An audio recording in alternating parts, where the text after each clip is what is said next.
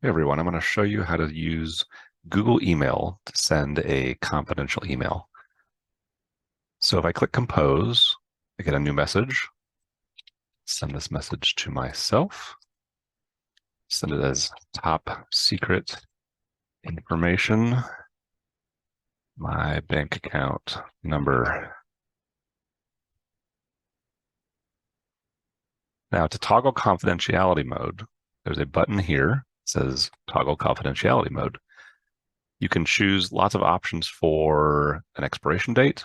A week is normally sufficient. And I would leave the default as no SMS passcode and click Save. Again, you'll get the notice that recipients won't have the option to forward, copy, print, or download this email. And then I can push send.